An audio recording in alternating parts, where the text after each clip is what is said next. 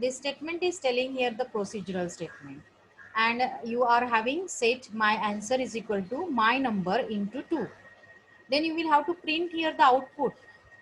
You are printing it with the help of this parallelogram, and it has been reflected outputting your answer, that is my answer. This way the flowcharts can be designed, and you can interpret here the overall way of working into the system. Flowchart is basically interpreting here the idea about this particular representation geometrically into the program execution. How our overall program can be executed. This you can talk it as an algorithm. Algorithm means what? The step by step representation of a concern program statements.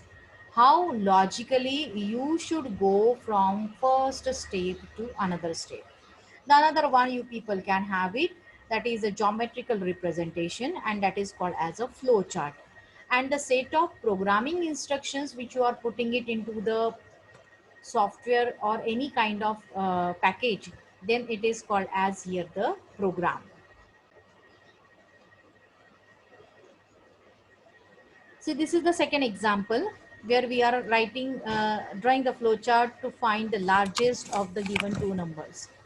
So for that purpose, you need to have the beginning part, that's starting. This capsule symbol you are writing. You have a parallelogram where you are inputting two numbers. Obviously, when you have to find the largest of two number, you should have a two numbers with you first, so that you will have to get it. So you are getting it as an input, that two numbers. Then you are checking. So this checking will be done with this particular diamond shape box. The diamond shaped box is telling you here the overall checking. It is basically telling if A is greater than B, means the first value is greater than the second value, then your maximum number is A, and end the flowchart. If the first number is not greater than the second number, then please mention the maximum number is the second number and end the flowchart. With this specification, you can have the flowchart of the simple program which is finding the greatest number between two numbers. In this, you are always utilizing these symbols, whatever it is given in the flowchart. Here we haven't shown the diamond shaped box, but the diamond shaped box is interpreting here the conditional statements. And this diamond shaped box always should have the arrows like this way. It always should have the incoming condition, positive condition, negative condition, or here these kind of flow can be represented with the specification of the arrow. You can have all the connections can be there to this diamond shape box. In the coming examples, you can get it into the idea. Here we are having the next flowchart, that is factorial of a given number.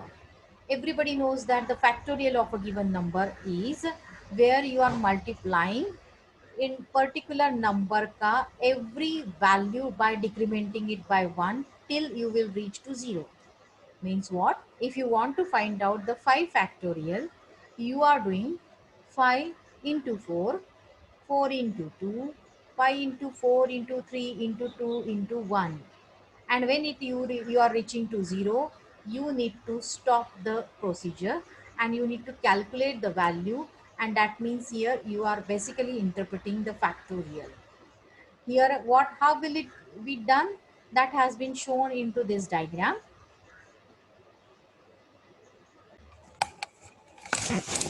We can see here the execution of this program will be done like this way. Suppose you have here the capital N value is equal to 5. Okay, in general also how you are basically calculating here the factorial. Everyone knows this way you are writing 5 factorial is equal to 5 into 4 into 3 into 2 into 1. This way here you are basically calculating the factorial of a given number. And this answer you are getting 5 4s are 20, 20 plus, 3s are 60, 62s are 120. 120 is your answer. Fine. You need to find out the logic, how it is happening, how actually it is happening. So for that purpose, you always are taking the input value, that is read n. You are taking the input value. Then you are calculating the factorial. For that purpose, you always should have here, there is a fact is equal to 1. Means whenever you are multiplying something with something during your procedure, then generally you will have to initialize your output value with 1. So that's why I am initializing fact is equal to 1. I will have to take one counter also. I will have to take one counter also, and that has been taken here like I is equal to 1. I is equal to 1. So in this case here, I instead of decrementing it by 1, I am incrementing it by 1. I can have the same situation like this way: 1 into 2 into 3 into 4 into 5. That also I can have it. Is it? I also can have this way. I can move here up to n value. Whatever you are doing will be the final answer. That's not the issue. So here the conditions will be like this way. In this flowchart, we have given it I is less than equal to n. The flowchart is interpreting I is less than equal to n. Then what is your n value? 5. 1 is less than 5. Yes, 1 is less than 5. Come down. What is there? If it is less than 1, then what has to be there? You can just move like this way. If 1 is less than 5, what has to be done? Fact is equal to fact into I. That will have to do. Then I am doing it. I am doing it the same thing. Fact is equal to fact, that is 1, into what is the value that you will have to do? 1. And what is the answer? 1.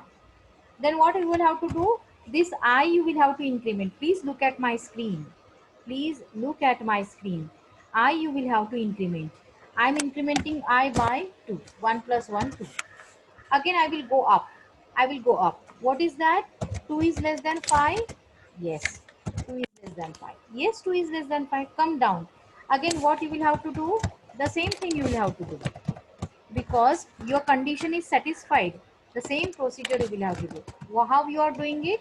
You are multiplying it fact into that particular I value, and we are multiplying it this, and you are getting the answer this. Come down again. Your I will become 3. You are incrementing it, na? Then 3 is less than 5. Yes, 3 is less than 5. 3 is less than 5. Come down again. Fact is equal to fact into I. Again, you will have to carry the same procedure. Same procedure you are carrying. What is your fact now? 2. What is your I value? 3. 2 into 3, you are having 6. Come down. Okay, I will become 4. What I will become? I will become 4. See, I is equal to I plus 1. So I is equal to 3 plus 1, that is 4.